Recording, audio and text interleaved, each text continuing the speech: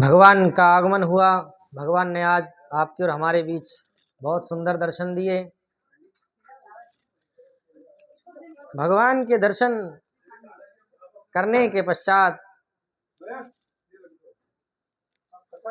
कहने लगे सुखदेव जी कि राजन, भगवान ने जो दर्शन दिए, भगवान की झांकी का दर्शन करो।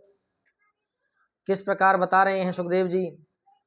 तमद्भूतं बालकवं भुवेजे क्षणं चतुर्भुजं शङ्खगदायुधायुधं श्रीवत्सलक्ष्मणं गलशोभिकौस्तुभं पीताम्बरं सुंदरयपयोदशोभगनम। भगवान जब आए तो भगवान ने सर्वप्रथम पहले माता को चतुर्भुज रूप में दर्शन दिए। शंख चक्र गदा पद्म पीताम्बरी धारण है, कमल जैसी आंखें हैं, नीलमणि जैसा प्रकाश है। तो माता कहने लगी कि हे प्रभु, आप तो बालक बन के आने वाले थे, आप तो बाप बन के आए। बालक का रूप धारण करो, आप तो सीधा चतुर्भुज रूप में पधार गए, प्रकट हो गए। तो ये सब लोग आपकी लीला को समझ जाएंगे, बालक का रूप धारण करो। तो भगवान ने बालक का रूप धारण किया। बालक का रूप धारण करने के पश्चात किलकारियां गूंजी।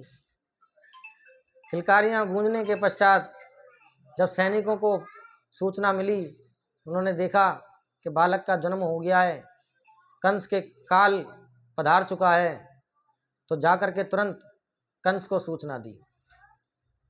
अब इधर जब तक कंस को सूचना देने के लिए उन्होंने दिमाग में ये युक्ति आई कि हम जाकर के देख के आए, इतने भगवान ने अपनी लीला शुरू कर दी।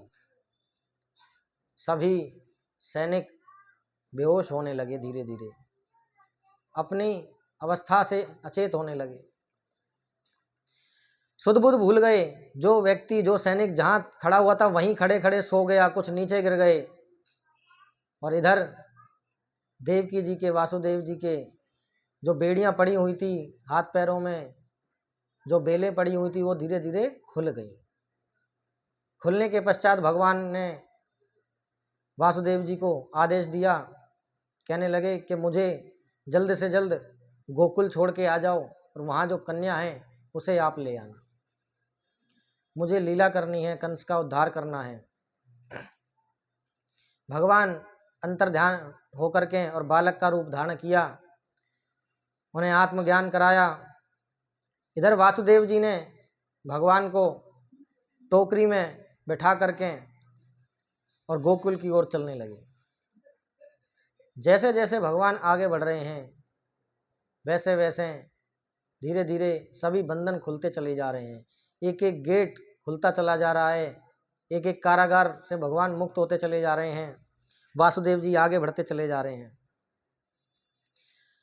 जब भगवान को लेकर के वासुदेव जी कंस की नगरी से बाहर निकले तो यमुना जी के पास पहुंचे। यमुना जी को देख करके कहने लगे कि आज तो यमुना जी पूरे उफान में हैं, पानी का जल स्तर जो है बहुत तेजी से बढ़ रहा है। मगर हिम्मत करके ठाकुर जी को लेकर के भगवान का नाम स्मरण करके वासुदेव जी यमुना जी में प्रवेश किया और चलने लगे आगे आगे। जैसे ही चलने लगे, यमुना जी ने देखा, अरे आज तो हमारे आराध्य आए हैं, पतिदेव आए हैं, अंतर्यामी आए हैं, तो हम इनकी लीला से वंचित कैसे रह सकते हैं, हम इनके चरण स्पर्श करे बिना कैसे रह सकते हैं। तो यमुना जी भगवान के चरण को स्पर्श करने के लिए जोर लगाने लगी। खूब तेज बहें, खूब लहर उठे यमुना जी में। इधर वासुदेव जी परेशान कि आज ही यमुना जी इतनी लहर उठ रही है, उन्हें क्या पता कि ये तो अपने पति के चरण स्पर्श करने के लिए उफान में आ रही हैं। भगवान ने भी यमुना जी पर कृपा करी और अपने चरण उस टोकरी में से बाहर लटका दिए। जैसे ही भगवान ने चरण बाहर लटकाए, तुरंत यमुना जी ऊपर की ओर उठी और भगवान के चरण स्पर्श कर लिए और आशीर्वाद प्राप्त किया। और जैसे ही भगवान का आशीर्वाद प्राप्त किया, तुरंत यमुना जी में से एक रास्ता बन गया और सकुशल आनंद पूर्वक वासुदेव जी ने वो यमुना पार करी। पार करके गोकुल पहुँचे। गोकुल पहुँच करके वहाँ नंद बाबा के यहाँ पर जाकर के कन्हैया को माता यशोदा के बगल में लिटा दिया और वहाँ से कन्या को लेकर के और वापस अपने कारागार में आ गए। जब वापस आए वासुदेव जी तो धीरे धीरे जैसे कारागार में प्रवेश कर रहे हैं, पीछे के दरवाजे बंद होते चले जा रहे हैं। जो सैनिक है उनको चेत आता चला जा रहा है, वो अपनी निद्रा में से वापस खड़े हो रहे हैं और जैसे ही अपने कारागार में पहुँचे तुरंत सब सैनिकों को होश आ गया। इधर कंस को सूचना दे दी गई। कंस को क्रोध आया और तुरंत देवकी वासुदेव के पास गया और जा करके कहने लगा, कहाँ है मेरा काल। जैसे ही कन्या को हाथ में लिया तो देखा उसने कि ये तो कन्या है, कि नारायण ने मुझे मारने के लिए कन्या को भेजा है, कंस को मारने के लिए कन्या को भेजा है। और जोर से हंसने लगा और हंसते हंसते उस कन्या को उसने दीवार की ओर फेंक कर मारने की चेष्टा करी। तो वह कन्या वह योग माया थी, भगवान के द्वारा भेजी गई योग माया तुरंत वायु के अंदर उसने अपने दर्शन दिए और उनको उपदेश दिया कि तुम्हारा काल तो कंस गोकुल पहुंच गया है, तुम्हारे काल ने तो जन्म ले लिया है। कंस इसको सुनकर भयभीत हो गया।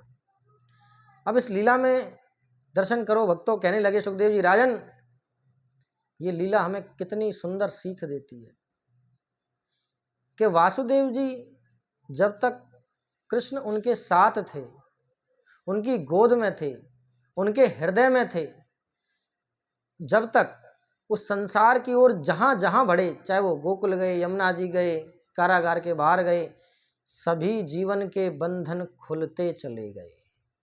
बेड़ियाँ अपने आप खुल गई, दरवाजे अपने आप खुल गए, यमुना जी ने अपने आप रास्ता दे दिया। क्यों? क्योंकि उनके साथ में स्वयं परमपिता परमात्मा थे, कृष्ण थे, उनकी भक्ति उनके साथ में थी, इसलिए जीवन की सभी बेड़ियाँ खुल गई। और जैसे जैसे वासुदेव जी वापस आने लगे, कृष्ण से दूर होने लगे, वैसे वैसे उस माया ने उनको जकड़ लिया। सारे ताले फिर से लगने लगे, सारे गेट फिर से लगने लगे, सारे सैनिक फिर से पहरेदार होने लगे।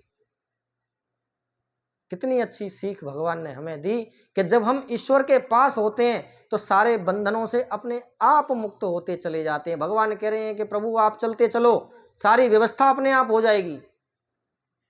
और जैसे जैसे जब हम ईश्वर से दूर होने लग जाते हैं तो ये संसार की बेड़ियां, ये कारागार, ये संसार हमें घेर लेता है, ये माया हमें घेर लेती है। जैसे आज वासुदेव जी इन बेड़ियों में दोबारा से जकड़ गए। एक क्षण की तो लीला थी, बेड़ियां अपने आप खुल जाना, बंद हो जाना, ये सब कृष्ण की माया ही तो है। क्यों? क्योंकि हम वही करते हैं जो हम चाहते हैं, जो हमारा मन कहता है, मगर होता वही है जो वो चाहता है, जो उसकी इच्छा से होता है। अब वो क्या कहता है? वो ये कहता है कि तुम वो करते हो जो तुम चाहते हो और होता वह है जो मैं चाहता हूं, इसीलिए तुम वो करो जो मैं चाहता हूं। यानी वो चाहता है, वो हो जाएगा जो तुम चाहते हो। किस किस को समझ आया? इसलिए कभी वो मत करो जो तुम चाहते हो, होना वही है जो वो चाहेगा। इसलिए जो वो चाहता है वो करो, वो हो जाएगा जो तुम चाहते हो। इतना फर्क है, आगे पीछे ही तो है शब्द, सब कुछ वही है, मात्रा वही है, शब्द वही है, समय वही है, अक्षर वही है, अलंकार वही है, खाली बस हमने आगे पीछे कर दिया है, इतना फर्क है। तो इसलिए शब्द को पहचानो, कब कहाँ कैसा शब्द किस जगह उपयोग करना है, उससे जीवन बदल जाता है। एक शब्द का खेल है सारा, बस ये एक शब्द हमारे जीवन में इतना महत्वपूर्ण होता है जिसकी कोई सीमा नहीं है। इधर भगवान जब नंद बाबा के यहाँ पहुंच गए, पहुंचने के पश्चात वहाँ आनंद की अनुभूति होने लगी। भगवान कि उत्सव मनाने लगा कि नंद घर आनंद भयो जय कन्हैया लाल। वहां उत्सव चल रहे हैं, खुशियां मनाई जा रही हैं, गोकुल के अंदर आनंद की सीमा नहीं है। जितना नंद बाबा खजाना लुटाते जा रहे हैं उतना खजाना बढ़ता चला जा रहा है। ये ध्यान रखना। ये ठाकुर जी इसमें भी उत्सव में भी सीख दी है भगवान ने कि नंद बाबा जो उत्सव उन्होंने किया वो कम से कम 6 महीने उत्सव चला था ठाकुर जी के जन्म का, और इतना लुटा रहे हैं कि खजाना खाली नहीं हो रहा है। स्वयं कुबेर स्वयं लक्ष्मी आकर के खजाने में बैठ गई है।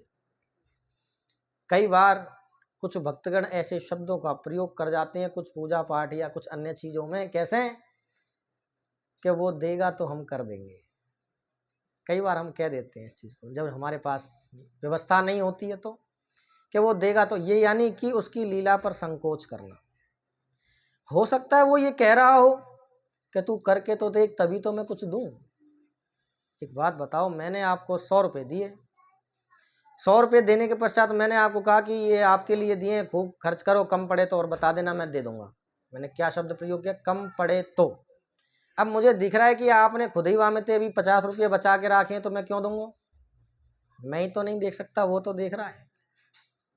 और हम ये कहने के वो देगा तो और कर देंगे, तो हमसे तो बचा सकते हो, उससे थोड़ी बचा लोगे।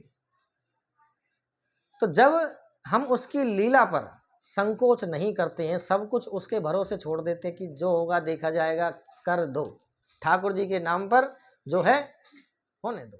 अगर ठाकुर जी का कोई उत्सव है, ठाकुर जी की कोई लीला है और हृदय में हिलोर उठ रही है तो आंखें बंद करो, चलने दो, जैसा है ठाकुर जी सब तेरो ही तो है। एक बात बताओ, जब हम पर कुछ नहीं होता है तो हम झोली फैलाकर उससे मांगने पहुंच जाते हैं उसके द्वार पर कि हे प्रभु धन दो, धान्य दो, संतान दो, और जब कृपा करके हमको दे देता है तो हम उसी माया में उलझ जाते हैं कि आज मीटिंग है, आज ये है, आज वो है, फिर उसी के लिए समय नहीं है, जिससे मांगा उसी से वंचित हो गए।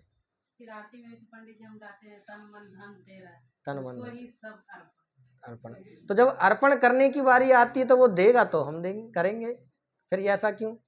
उसकी लीला पर संकोच हुआ ना। तो हो सकता है वो इंतजार कर रहा हो कि मैं इसके खजाने में जाकर के कुबेर को जब ही तो बोलूं आदेश करने को कि तू बैठ इसके खजाने में, जब ये खर्च करे, वो खर्च ही नहीं कर रहा तो मैं कुबेर को क्या बोलूं? कुबेर कहेगा मेरे लिए जगह ही नहीं है बैठने के लिए। पड़ा तो है उसके पास, क्योंकि उसका ध्यान पेट पालन में और उतना उसके पास है कि जिससे उसका पेट भर सके। ये कलयुग है पंडित जी, जिसके पास धन है ना नहीं पड़ते उसी पास बढ़ता है, और ये आपको लगता है, जो खरीदता है उसके पास ये कम होता आपको है। लगता है। उनके कभी आप पुरानी जो घर में तिजोरी फाइल वगैरह होती है ना, ये कागज पत्तर होते हैं, उनको जा करके देखना, 70-80% तो उनमें हॉस्पिटलों के बिल होते हैं। घर में इतनी दवाइयाँ होती हैं जितने कपड़े नहीं होते। ये आपको और हमें लगता है।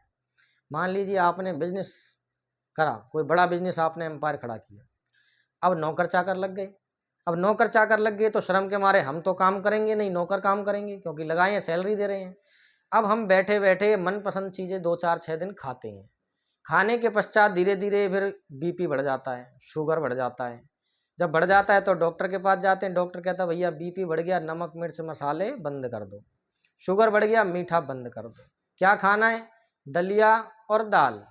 तो बताओ, जब दलिया और दाल ही खाना हो तो वो तो गरीबी में भी खा रहे, इतना बड़ो एम्पायर काय को खड़ो कियो महाराज। वो तो रिक्शा वालों चला रहे हो, वो भी खा रहे हो दलिया और दाल, तो फिर तुम में और वहाँ में फर्क ही खा रहे हो। खाली ये 400-500 रुपये की टाइल के पीछे बिस्तर बिछा के लेटने का दे, इतना एम्पायर खड़ो कियो, क्या फायदा? ये एक कमरे के अंदर ही तो लेटना, चाहे झोपड़ी में लेट जाओ चाहे कहीं लेट जाओ। और झोपड़ी मेरे हिसाब से इन महलों से ज़्यादा ठंडी रहती है, जो पुराने लोग हैं उनको जानकारी होगी। तो फिर जब दाल और दलिया ही हमें ग्रहण करना था तो हम क्यों भागे जीवन भर, बताओ? अंत में वही खा के मरे। और हमने ठाकुर जी को भी कोई सत्कर्म नहीं किया, बच्चों को कोई संस्कार नहीं दिए, कभी पूजा पाठ में भाग नहीं लिया, तो क्या फायदा इन सब चीज़ों का? वो पैसा छाती पे नहीं ले जा रहे हम। उस तत्व को पहचानो कि जीवन में हमने किया क्या। दूसरों पर छोड़ो, अपने ऊपर ध्यान दो, हमने क्या सत्कर्म किया।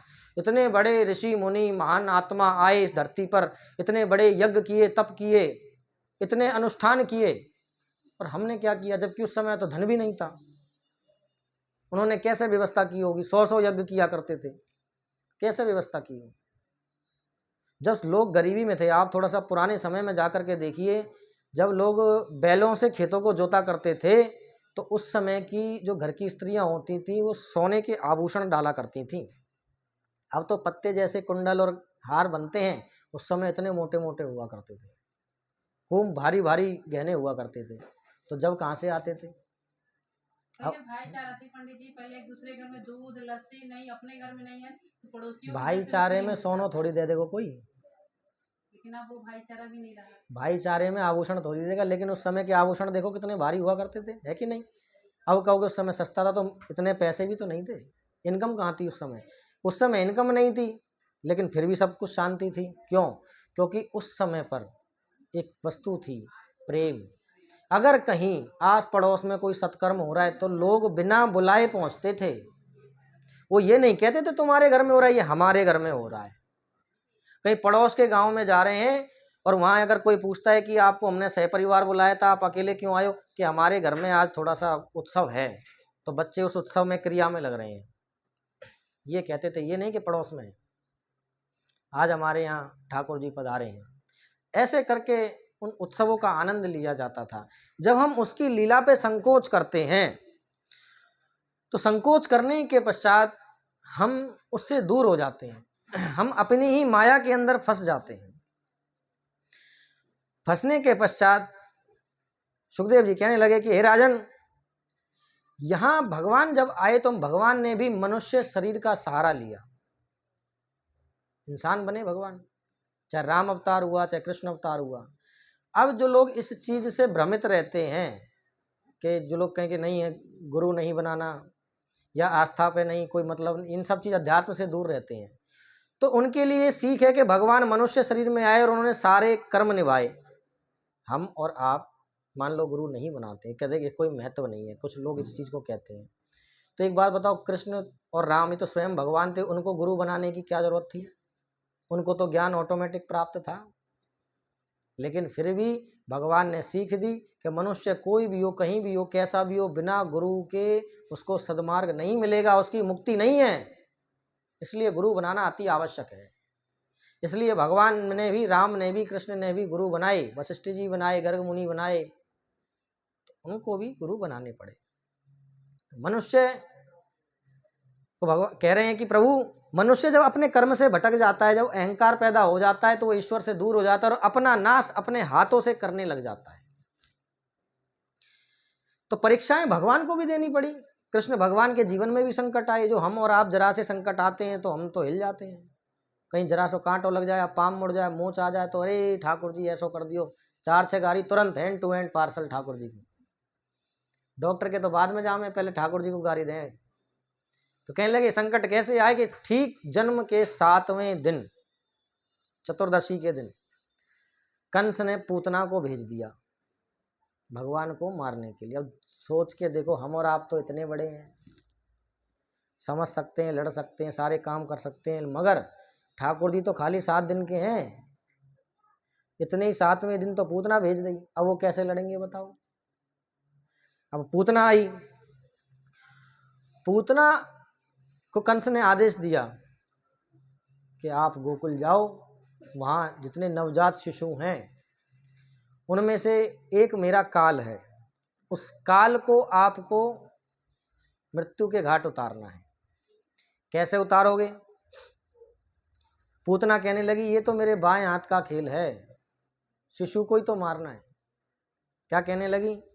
सा मुच्यम मुचालमिति प्रभाषिणी निष्ठाड़या मानाखिल जीव मर्मणि प्रवृत्ता नेत्रे चरणो भुजे महो पविस्त्रागात्रा विपत्तिररुदो।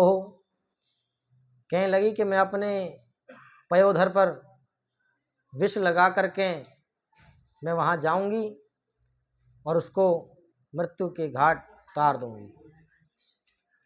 पूतना ने योजना बनाई।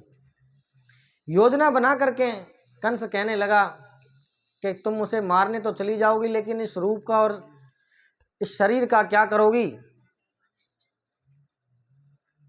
आपका जो रूप है ये तो बड़ा विचित्र है, वहां देख करके सब समझ जाएंगे, ऐसा कहने लगी। क्या कह रही हैं? कैसा है कि मैं अपना रूप बदल लूंगी। जो पूतना थी उसने स्त्री का रूप धारण किया, साधारण स्त्री बनी, सुंदर स्त्री का रूप धारण किया, कपड़े बदल लिए, चेहरा बदल लिया। मगर जो राक्षस दैत्य लोग होते हैं ना, उनकी जो हाइट होती है वो थोड़ी सी ज़्यादा होती है साधारण मनुष्य के मुकाबले, दैत्य प्रवृत्ति के हैं। तो गोकुल पहुंची पूतना, अब सब कुछ तो बदल लिया मगर हाइट का क्या करें। अब वो जब गांव में चले तो अगल बगल के लोग देखे, इतनी लंबी स्त्री तो हमने जीवन में पहली बार देखी, आदमी ना है पूरे गांव में इतना लंबो कोई। तो करें क्या। अब मार के घूंघट, हमारे गांव में ये फायदा हो रहा है, घूंघट और मार ले भैया, पता ही ना पड़े कौन कौन से की है। तो ये फायदा हुआ, मार के घूंघट और पूतना चल रही। अब जैसे ही चलने लगी धीरे धीरे तो गांव के लोग उन्हें देखने लगे, तो पहली बार कोई आई है, हो सकता है दूर दूर तक कृष्ण के कन्हैया लाल का उत्सव मनाया जा रहा है, तो वहीं से कोई दर्शन करने आई होगी। तो नंद बाबा के द्वार पर पहुंची, पहुंच करके माता लाला को खिला रही थी। तो कहने लगी जा करके, कह रही सखी मोह लाला के दर्शन करा दे, मैंने सुनिए लाला बड़ो सुंदर हो तुम्हारे यहाँ। क्या आप कहाँ थे पधारी? कि मैं यहाँ बगल के गांव में रहूँ, मैंने तेरे लाला की सुंदरता की बहुत चर्चा सुनी, तो मुँह पे रहो नहीं गयो। तो यह देखवे के काजे में तुरंत दौड़ी दौड़ी चली आई।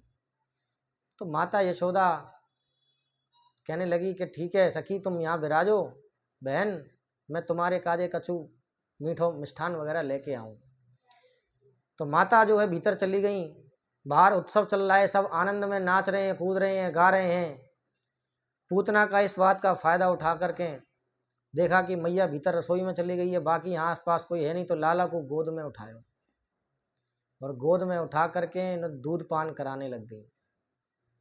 अब उन्होंने समझी कि 2-4 मिनट दूध पीवे को जहर भीतर चलो जाएगा और मृत्यु को प्राप्त हो जाएगा। पर 2 मिनट है, 4 मिनट, 6 मिनट, 10 मिनट, अब लाला जो है पयोधर छोड़े नहीं। जब पयोधर नहीं छोड़ा, उन्होंने देखा कि ये तो मेरे अंदर से दूध के जरिए धीरे धीरे प्राण को खींच रहा है। तो वह बिलखने लगी, रोने लगी, चिल्लाने लगी और अपने असली रूप में, राक्षस रूप में आ गई और लेकर के कन्हैया को आकाश में उड़ गई। लेकिन भगवान ने वहाँ भी उनका पीछा नहीं छोड़ा और भगवान ने पूतना के पयोधर के रास्ते ही उनके प्राण को हरण कर लिया और पूतना धड़ाम से आकर के धरती पे नीचे गिर पड़ी। अब सोच के देखो कि जो राक्षसी थी वो कितनी लंबी होगी, कितनी हाइट होगी उसकी। जब पूतना धरती पे गिरी तो ऐसा बताया जाता है कि 18 किलोमीटर के अंदर उसका शरीर था। अब लगा लो यहाँ से 18 किलोमीटर कितनी दूर होगा। 18 किलोमीटर तक उसका शरीर फैला जब वो धड़ाम से नीचे गिरी और उसके शरीर में से सुगंध आ रही थी, खुशबू। क्यों? क्योंकि उसने भगवान का स्पर्श किया था। जिसको भगवान को दूध पिलाया हो जिसने, उसमें से दुर्गंध कैसे आ सकती है? भगवान ने उसके दुग्ध के जरिए, पयोधर के जरिए उसके अंदर के दुर्गंध, उसकी दुरात्मा, दुर्विचार को ग्रहण कर लिया था और ग्रहण करके उसको माता की गति प्राप्त कराई। भगवान ने भेदभाव नहीं किया, भगवान ने उनको माता की गति दी। क्यों? क्योंकि उन्हें कर्म ही माता का किया था। ब्रज में कहा जाता है, जैसे कल भी मैंने बताया, कि चलो सखी वहाँ चालिए जहाँ बसें ब्रजराज, गौरस बेचन हम चलें एक पंथ दो काज, कार्य वो करो जो काम भी है जाए और ठाकुर जी से मिलन है जाए। तो वो तो सोच के देखो प्रभु के राक्षसी थी, तब जाकर के उसने अपने राक्षस कर्म के साथ भी अपनी माता का कर्म वो नहीं भूली और भगवान को दूध पिलाने का ही निर्णय लिया। चाहती तो वो किसी शस्त्र से भी मारने का निर्णय ले सकती थी, जाती और राक्षसी है, शस्त्र प्रकट करती, मारती और भाग जाती, लेकिन नहीं, वो अपने मात्र कर्म को नहीं भूली। और जब वह राक्षसी होकर अपने मात्र कर्म को नहीं भूली तो भगवान ने उसे माता की गति प्रदान की। सोच के देखो, जो माता यशोदा देव की मैया युगों युगों तपस्या कर रही थी। भगवान को पुत्र की प्राप्ति करने के पश्चात हमें गति की प्राप्ति हो, वह उन दोनों से पहले वो गति पूतना को दे दी। कितना अच्छा कर्म किया होगा, सोच के देखो। आप और हम उस लीला से वंचित रह जाते हैं सिर्फ अपनी सोच के कारण। तो कोई भी कार्य करो या कुछ भी ऐसा करो कि जिसमें ठाकुर जी का नाम अवश्य हो।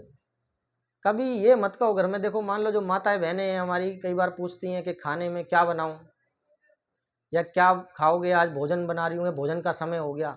तो हाथ जोड़ के उनसे नम्र निवेदन है मेरा कि कभी ये मत कहो कि हम भोजन बना रहे हैं। ये कहो हमेशा कि आज प्रसाद क्या पाओगे। और पति से मत पूछो, पति से तो बाद में पूछना, पहले ठाकुर जी बैठे रहते घर में, जा करके डायरेक्ट पूछो क्या खाओगे आज, बताओ क्या मन है। कभी जितनी माताएं यहाँ बैठी हैं, कभी एकांत में बैठ करके ठाकुर जी के सामने बैठ करके कभी न पूछिए क्यों रे कन्हैया क्या खावे वो, पूछते हो? और कौन कौन पूछे? कोई ना। अच्छी बात है, तो पूछा करो, विचार भी आता है ना, ये प्रैक्टिकल है, देख लो है। मेरे दबाव में तो नहीं कह रहे कदम हाँ, देखो जब भावना होती है तो वो हंसते भी हैं, बोलते भी हैं, संकेत भी देते हैं। तो ऐसा होता है जब आप भावना जोड़ोगे उनसे, जब आप उनसे अपनी भावना जोड़ोगे, आस्था जोड़ोगे, तो वो आपको जवाब भी देंगे, आपको संकेत भी देंगे। आज मुझे पूड़ी खानी है, आलू पराठे खाने हैं, पनीर की सब्जी खानी है, छोले चावल खाने हैं, तो वो सब बताते हैं। बस हमें भावना वैसी होनी चाहिए। फिर घर में बच्चे पूछते हैं मम्मी आज मेरे मन की बात तुम्हें कैसे पता चल गई? उन्हें पता चल जाता है, क्योंकि बालक रूप में भगवान वास करते हैं ना, तो समझ जाते हैं। तो पूछने वाले भक्तगण चाहिए। भगवान इसी बात को कह रहे हैं कि कौन है द्रौपद जैसी जाकी लाज बचाऊं मैं। तो ऐसा भक्त भी तो कोई होना चाहिए जिसके लिए भगवान आए धरती पर। लेकिन हम तो अपनी माया में उलझे रहते हैं। जब भगवान 6 महीने के हुए तो सक्टासुर को भेजा कंस ने मारने के लिए। सक्टासुर आया, भगवान ने उसका उद्धार किया। 6 महीने बीत गए। बीतने के पश्चात इधर भोले बाबा को पता लगा कि भगवान अवतार ले चुके हैं। तो भगवान के दर्शन के लिए भोले बाबा आने लगे। अब आए तो आए कैसे, क्योंकि भोले बाबा का रूप ही विचित्र है, उनको देख के तो अच्छे अच्छे डर जाएं। तो पहले तो भोले बाबा ने अपना जोगी का रूप बनाया। जोगी का रूप बना करके माता यशोदा के द्वार पर पहुँचे और पहुँच करके अलग जगाया, आवाज़ लगाया, कहने लगे कि हे माँ यशोदा, मोह तेरे लाल के दर्शन करने हैं। कि बाबा तेरे लाल के दर्शन करने आयो, बड़ी महिमा सुनी है मैंने यहाँ की, मोह दर्शन करा दे। कि ना बाबा, तो जो चाहिए भिक्षा में वो तू ले ले मोते, जो तू कहेगो वाय तो को दे दूंगी, पर तू लाल आए मत, दर्शन करे डर जाएगो। तेरा रूप ही देखियो ऐसा मोहिए डर लग रहे हो, ये सांप बिच्छू तेरे लटक रहे हैं, भस्म तेने रमा राखी हैं, तेरो तीसरो नेत्र तेरो खुलो हो है, या देख के मोहिए डर लग रहा हो। तो मेरे लाला को का हाल होएगो। मैं लाला नहीं दिखाऊंगी, तो जो भिक्षा लेनी है वह भिक्षा ले ले और तू यहाँ से जा। भोले बाबा कहने लगे ऐसा हो कि मैं भिक्षा लेवे वारो साधु नहीं हूँ, भिक्षा नहीं चाहिए मुझे, मैं तो दर्शन करवे आया हूँ। तो यही मेरी भिक्षा है कि दर्शन करा दे ताकि मेरी आत्मा को तृप्ति हो। माता यशोदा राजमहल की रानी है, उन्होंने कहा ऐसा है कि अगर तुझे ये आटे दाल चावल चीनी की भिक्षा नहीं चाहिए तो ऐसा है, तू दुरुक यहाँ पर 2 मिनट। मैया गई भीतर थे, थोड़ो सो बड़े से वहाँ में पात्र में हीरे मोती जवाहरात थोड़े से भर के लाई कि ले तू हीरे मोती जवाहरात ले जाओ, फिर तो भिक्षा मांगने की जरूरत ना पड़ेगी। अब ये तो अलख बाबा देवादिदेव महादेव, इन्होंने अपना पात्र निकाला और जितना माता के पात्र में रत्न भरे हुए थे उससे चौगने रत्न उस पात्र में पलट दिए कि ले तू ले जा जा। ये कोई रत्न, ये कोई भिक्षा थोड़ी है, ऐसी भिक्षा तो मेरे पास अनंत पड़ी है। जितनी तू चाहिए तुझे मुंह खोल, उतना मैं तुझे धन देने को तैयार हूँ। जो तुझे संसार में चाहिए वो संसार में मुझसे हर सुख ले ले, पर अपने कन्हैया के लाल को दर्शन करावे को सुख मुँह दे दे, यही मेरी भिक्षा है। मुझे ये रत्न जड़ित आभूषण नहीं चाहिए देवी। हे मैया बस ये एहसान मुझ पर कर दे, मैं जीवन भर तेरा एहसान कभी नहीं भूलूंगा। मैया कहने लगी कि बाबा तू हाथ जुड़वा ले, कछु करवा ले, पर मैं दर्शन नहीं कराऊंगी। भोले बाबा कहने लगे तो तू ना करा रही, हट करके बैठी है तो मैं भी आज यहीं हट करके बैठा हूँ, मैं यहीं समाधि लगा लूंगा। भोले बाबा ने थोड़ी सी दूरी पे वहां समाधि लगा ली। जब समाधि लगाई तो इधर भगवान का ध्यान किया और कहने लगे कि हे नाथ, हे नारायण, ऐसी कौन सी गलती भई जो आप मुझे दर्शन नहीं दे रहे हो। मैं तुम्हारे द्वार पर आया, स्वयं भोले बाबा आज नतमस्तक कह रहे हैं कन्हैया के कि ऐसा क्या अपराध मुझसे हुआ कि आप मुझे दर्शन देना नहीं चाहते हो। कोई ऐसी लीला रचो नारायण कि मैं आपके दर्शन कर सकूं। इधर भगवान ने भोले बाबा की पुकार सुनी और रोना शुरू कर दिया। भगवान जब रोने लगे तो माता विचलित होने लगी। भगवान की राई नौन उतारी, नजर उतारी, अन्य प्रकार की क्रियाएं करी, लेकिन भगवान ने रोना चुप नहीं किया। भगवान चुप ना होने के कारण मैया विचलित हो गई। सभी सखियों को कहने लगी, दासियों को कहने लगी कि जाओ दासियों, वैद्य को बुला कर लाओ, मेरे लाला को कोई उपाय कराओ, ये रोने से बंद नहीं हो रहा है, इसका इलाज कराओ। तो दासी कहने लगी, एक दासी उनमें से निकल कर आई, कहने लगी कि हो सकता है मैया, यशोदा मैया के वो बाबा आया था वही हो सकता है कुछ ना कुछ कर गया हो, वापस उसके पास जाओ, वही कुछ ना कुछ उपाय कर देगा, हो सकता है हो ना हो उसी की नज़र लगी है। इतना कह करके वो दासी माता यशोदा को समझाने लगी। तो मैया कहने लगी कि ठीक है, जाओ उस बाबा को बुला करके लाओ। तो दासी फटाफट गई, भाग करके दौड़ करके पहुंची बाबा के पास के, बाबा आजा, तुझे मैया यशोदा बुला रही है कहने लगी। तो बाबा दौड़े दौड़े आए कि नाथ आपने कृपा कर दी मुझ पर, आपने मुझे दर्शन के लिए बुला लिया। भगवान वहाँ पहुँचे। इधर ठाकुर जी बाहर आ गए महल से, मैया यशोदा उन्हें लेकर आ गई। और जैसे ही ठाकुर जी ने भोले बाबा का दर्शन किया, दर्शन करते ही भगवान तुरंत रुदन भगवान ने बंद कर दिया। भगवान का रोना चुप हो गया।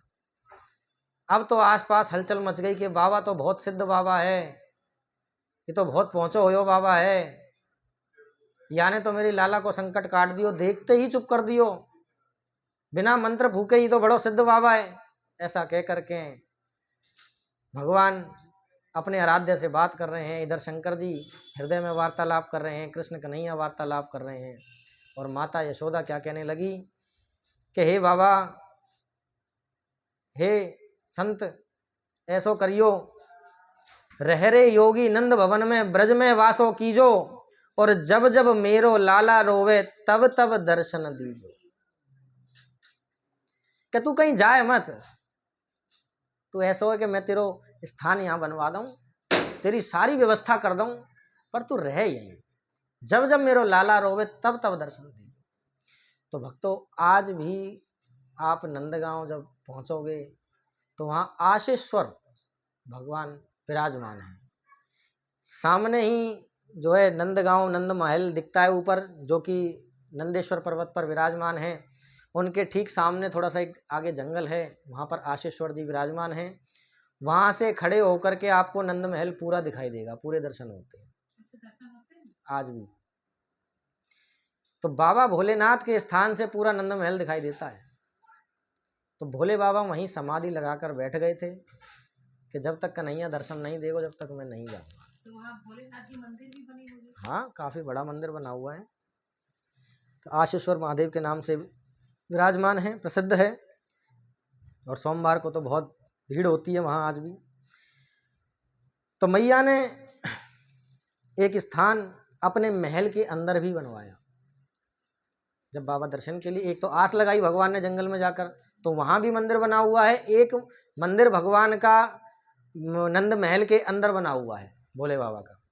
तो दो स्थान हैं भोले बाबा के, और दोनों ही बड़े प्रसिद्ध हैं, और दोनों ही जगह दूर दूर से भक्तगण दर्शन करने आते हैं आशेश्वर महादेव के नाम से। जब बाबा नंदेश्वर बन गए। बाबा को नंदेश्वर भी कहा जाता है क्योंकि नंदेश्वर पर्वत पर ही नंद महल विराजमान है। हमारे नंदेश्वर की एक खासियत है कि नंदेश्वर पर्वत जो है उसकी जो सीमा है वहाँ पर कोई भी जो राक्षस आता है वो पत्थर का बन जाता है। नंदगांव में नंदेश्वर का की जो है खासियत है। फिर कंस ने तृणावर्त को भेजा। तृणावर्त को भेजने के पश्चात भगवान ने तृणावर्त का उद्धार किया। तृणावर्त कौन था? भबूड़ा। भबूड़ा हवा को आपने देखा होगा, हवा ऐसे गोल गोल गोल गोल घूमती है।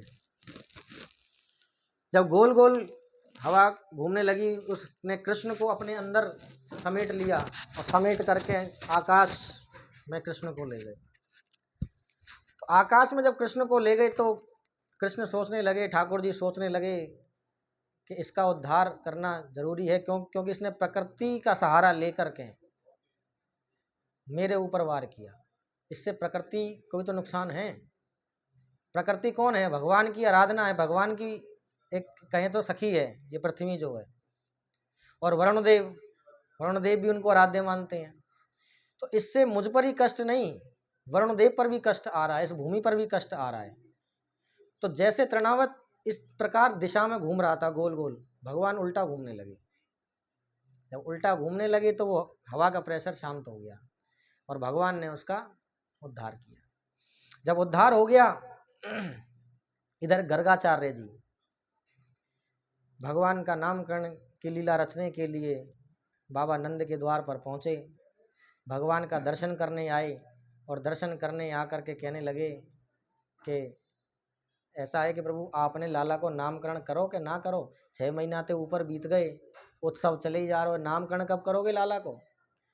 कहने लगे कि प्रभु इस बारे में तो हमने सोचा ही नहीं, हमें तो ध्यान ही नहीं था। लगाओ 6 महीना है कि लाला को नामकरण ही ना भयो, हमें तो पता ही नहीं। तो कहने लगे कि नामकरण करवाओ लाला को। कि प्रभु आपसे अच्छा आचार्य और गुरु कौन हो सकता है? आप स्वयं गर्ग मुनि हैं, वेदों के वेद पठित हैं। कहने लगे कि देखो मैं नहीं कर सकता। क्यों? क्योंकि मैं कंस के कुल का ब्राह्मण हूँ। कहते हैं ना कुल ब्राह्मण कुल देवता। कहने लगे मैं कंस के कुल का ब्राह्मण हूँ, अगर उसे पता लग गया तो अभी तो या के पीछे भेज रहे हो, फिर मेरे पीछे भेजेगा, मेरा उद्धार पहले है जाएगा।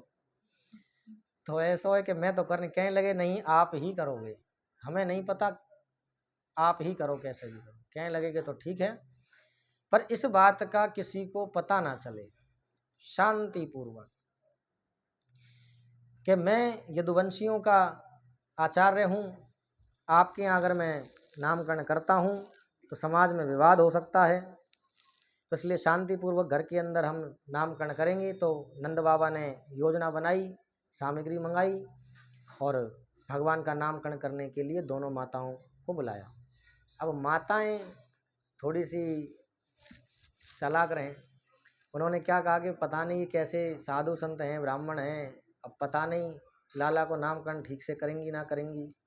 ऋषियों पर संकोच कर रही हैं।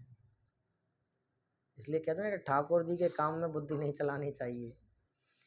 तो उन्होंने संकोच किया ऋषि मुनि पर। तो अब उन्होंने क्या लीला करी, अपने पुत्र को एक दूसरे से बदल करके बैठ गई। यानी कि बलराम जी माता यशोदा के हाथ में दे दिए और कन्हैया जी रोहिणी जी के हाथ में दे दिए। बलराम जी रोहिणी जी के पुत्र हैं। तो बदल करके माताएं आपस में बैठ गईं। बैठने के पश्चात कहने लगी कि बताओ प्रभु कौन सा बालक कौन को है और नामकरण करो इनको। तो गर्गाचार्य जी ने ध्यान लगाया, ध्यान लगा करके भगवान का रूप का दर्शन किया पहले उन्होंने, कि इन दोनों में से कौन सा बालक है जो मेरे आराध्य यहाँ पर आए हैं। जब ध्यान लगाया, ध्यान लगा करके वो दर्शन करते करते ऐसी समाधि में चले गए भगवान की कि कम से कम आधा घंटे से ऊपर हो गया, यूँ बैठे ही पड़े। भगवान का दर्शन कर रहे हैं, रूप का पान कर रहे हैं। अब माता यशोदा थोड़ी भयभीत हो गई कि बाबा हते के गयो कि पतो लगे हमारे सिर पड़ जाए। माता ने हाथ लायो आँखन के आगे, बाबा की आंखें खुली पड़ी हैं, होश ही ना है, बाबा बैठे पड़े हैं, ध्यान रसपान कर रहे हैं भगवान के रूप को। माता कहने लगी कि बाबा नामकरण करनो है, नामकरण पूरा है जान दे, कहीं तेरे पहले तेरो संस्कार करना पड़ जाए। जग जा। बाबा को हिलाया जोर से, तो बाबा ध्यान में वापस आए कि हाँ हाँ, मैं थोड़ा सा ज़्यादा गहराई में चलो वो लालन के भविष्य में। अच्छा, तो बताओ कौन सो लाला कौन को है? अयम ही रोहिणी पुत्रो जयसमन सुहादो गुणे आख्यासयते राम इति बलादियाद बलम विदु। कि तुम्हारी गोद में यशोदा जो पुत्र लेटा हुआ है, जो विराजमान है, वो रोहिणी का पुत्र है। और जो रोहिणी के गर्भ में है, रोहिणी के गोद में है, वो माता यशोदा का पुत्र है। और जैसे ही ये बात सुनी कि हाँ बाबा तो सिद्ध है, गर्ग मुनि सिद्ध हैं, माता इतनी प्रसन्न हुई, तुरंत एक अपने हाथ में से हीरे की अंगूठी निकाली और बाबा को दे दी कि ले बाबा। अब वो नामकरण करने लगे। क्या नामकरण करने लगे? कि ये जो रोहिणी पुत्र है, इसको बल का प्रतीक माना जाएगा, शेषनाग का प्रतीक है ये। इसके नाम होंगे बलराम, बलभद्र, हलधर, दाऊ दयाल और संकर्षण। संकर्षण, संकर्षण यानी कि आगे चल करके इसके अंदर ऐसे गुणवान लक्षण होंगे, जिनके अंदर गुणवान लक्षण होते हैं, संकर्षण। तो दाऊ दयाल तो दया करता है, बलराम यानी कि जो बल का प्रतीक है, ऐसा करते हैं। हलधर, उनके हाथ में जब आप दर्शन करोगे तो उनके हाथ में हल रहता है, ताकत का प्रतीक। तो भगवान की बारी आई। आसनम वर्णास्त्रयो आस्ते ग्रहातनु युगतनु शुक्लो रक्तस्तथा पीतेदानि कृष्णता गदः। इस पुत्र का, इस शिशु का जो नाम होगा, पहला नाम है इसका वासुदेव, दूसरा होगा मधुसूदन, मुरलीधर, गोविंद और माधव। जब आपके बच्चों के नामकरण होते हैं तो ब्राह्मण 5 नाम बताता है, एक नाम रखना है। उनमें से जो भी आपको उचित लगे वो रख लो। तो ऐसे ही ये 5 नाम दोनों भैयान के बताए गए। वासुदेव जी यानी कि वासुदेव जी के पुत्र हैं ही। मधुसूदन यानी कि मीठी वाणी। मुरलीधर, मुरली बजाने वाला, मधुर। गोविंद, गोविंद यानी कि गौओं से प्रेम करने वाला। माधव, माधव जिसकी क्रांति ऐसी हो जो सबको मोह ले, वो माधव। अब जैसे कि अब देखो, नाम का प्रभाव हमारे जीवन में बहुत बड़ा पड़ता है। नाम के प्रभाव के साथ साथ आपने देखा होगा कहीं पूजा पाठों में, मंदिरों में आपको चरणामृत दिया जाता है। चरणामृत का भी प्रभाव आपको पड़ता है, शायद मैंने आपको बताया था, नहीं बताया। चरणामृत का प्रभाव ऐसे पड़ता है जीवन में कि जब आप जाते हो तो जब ब्राह्मण आपको चरणामृत देता है तो उसको अभिमंत्रित किया जाता है। अकाल मृत्यु हरणम सर्वव्याधि विनाशनम विष्णु पादोदकम पित्वा पुनर्जन्म न विद्यते। कि ये जो चरणामृत है ये अकाल मृत्यु को हर लेता है, जीवन की सभी व्याधियों को काट देता है। सर्व व्याधि विनाशनम विष्णु पादोदकम पित्वा, ये विष्णु के चरणों से निकला हुआ जल है, इसलिए चरणामृत कहा जाता है। अब ये कैसे दिया जाता है? जो ब्राह्मण दे रहा है वो सामने लेने वालों की प्रवृत्ति को जान जाता है, जो योगी साधना वाला ब्राह्मण है। कैसे? अगर हमें लग रहा है कि सामने कोई ब्राह्मण प्रवृत्ति का है, यानी कि भक्त है, अच्छा ठाकुर जी को ऐसा पता लग जाता है तो देख कर, तो उसको उतना चरणामृत दिया जाएगा जो उसके हृदय तक पहुंच जाए, उतनी ही बूंदें दी जाएंगी। और अगर हमें ऐसा लगता है कि सामने कोई क्षत्रिय है तो उसको इतना चरणामृत दिया जाएगा कि उसकी जिह्वा तक, गले तक नहीं पहुंचे, खाली मुंह के अंदर घुल जाए। अगर मान लो कोई वैश्य है, बनिया है, या कोई बिजनेसमैन, तो उसको उतना दिया जाता है जो उसके सिर्फ कंठ तक पहुंच जाए, कंठ से नीचे ना उतरे। तो दिया तो एक ही चम्मच जाता है। वो आपको लगता है, वो जो ये जो एक ही चम्मच देने वाले ब्राह्मण है ना, ये काम चलाऊंगा तिलक चंदन लगा करके जो बैठ जाए ऐसे ही। मैंने कहा वेद पाठी जो ब्राह्मण है, ये चरणामृत का नियम है। और अगर कोई शूद्र है तो उसको, सेवक है तो उसको इतना दिया जाएगा उसके होठ स्पर्श मात्र, पूरे मुंह में नहीं बोले, अधूरे में। अब इसका प्रभाव देख लो, हृदय तक पहुंचा, दिखा सामने ये भक्त है, अच्छा है, भक्त है, इसकी भक्ति और बढ़े यहाँ तक। अगर हमें दिखता है ये क्षत्रिय है कोई, इसका पूजा पाठ में कम और राजनीति में ज़्यादा ध्यान है, तो उसको उतना दिया जाएगा मुख के अंदर घुल जाए, कंठ तक ना पहुंचे, यानी कि सत्य बोले। ये राजाओं को आप देखते हो कि राजा बोलने में, थोड़े भाषण देने में तेज रहते हैं, तो भगवान इसके ऊपर ऐसी कृपा करे कि इसके मुख से झूठ ना निकले, सत्य पर अटल रहे, समाज का कल्याण करता रहे, कभी कहीं भी अपने किसी वचन से कहीं अटक न जाए, समाज का कल्याण हो। अगर कोई बिजनेसमैन है तो उसको इतना दिया जाएगा कंठ तक बस, कि इसके अंदर मिठास घुले, ताकि हमारे समाज की, इस भारत की, इस भूमि की अर्थव्यवस्था बनी रहे। आप बनिया की दुकान पर चले जाओ, सड़े से सड़ा माल बनाइए आपके काजे, ये वस्त्र स्पेशल आपके काजे, एक ही पीस बचाओ पूरी दुकान में, शायद आपकी नाम का था। तो कंठ तक इसका प्रभाव। शूद्र सेवा भाव, पॉलिटिक्स वाले भी ऐसे झूठ बोलते हैं। इसीलिए तो मुख तक दिया है कि कंठ में ना उतरे, सच निकले मुंह से। ये जिह्वा जो है इस पर से सच आए, सरस्वती मुख के अंदर वास करे। शूद्र होठ स्पर्श मात्र, पूरे मुंह में ना। सेवा भाव, सेवा भाव ऐसा बना रहे कि तीनों वर्णों को हमेशा दास के रूप में, जिसको जब जहां जैसी सहायता मिले वो तुरंत खड़ा रहे, अपने कर्म से हटे नहीं। जब सभी व्यक्ति अपने कर्म पर रहेंगे तो कर्म पर होने के पश्चात उसकी प्राप्ति अपने आप हो जाएगी। इसलिए ये सब समाज में हमारे में नियम बनाए गए हैं, सबके लिए अलग अलग। जब नियम बन गए, इधर भगवान ने सभी का उद्धार किया।